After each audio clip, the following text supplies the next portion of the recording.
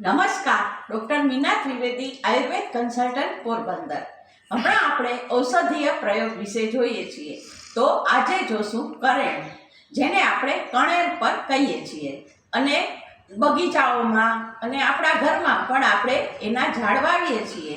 એ સફેદ, પીળી, ગુલાબી વગેરે પ્રકારના એના કલર હોય છે. ફૂલના કલર 4-5 જાતના કરેણના કલર હોય છે. તો એનો ઔષધીય પ્રયોગ શું છે એ આપણે જોઈએ. તો કરેણના મૂળ છે એને ઘસી અને હરસ ઉપર લેપ કરવાથી ફાયદો થાય છે. કરેણના મૂળ છે એને ઘસી અને એની છાલ જે હોય એની સાથે એના મૂળ ઘસી ને મસ્તક ઉપર લગાડવાથી મસ્તિષ્ક સૂળમાં લાભ થાય છે. હવે કોઈ પણ પ્રકારનો દંશ થયો હોય, સર્પદંશ હોય કે બીજા કોઈ પણ પ્રકારના જીવડાનો દંશ થયો હોય ત્યારે કરેણના મૂળની છાલ છે એને ઘસી અને એનો લેપ કરવાથી જે પીડા હોય છે તે દૂર થાય છે. હવે મુખ્ય ઉપયોગ શું છે?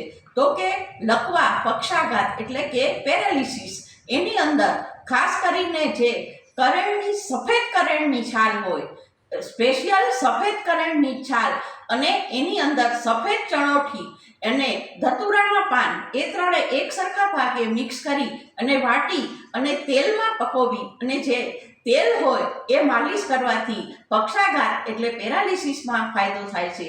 પછી તેલ માલિશ કરી અને એના ઉપર શેક કરવાનો. તો આવી રીતે કણેરના આપણે વિવિધ પ્રકારના આપણે ઔષધીય પ્રયોગ જોયા. બીજા વધારે ઔષધીય પ્રયોગ માટે મારા વિડીયોને સબસ્ક્રાઈબ કરો, લાઈક કરો અને શેર કરો. ધન્યવાદ.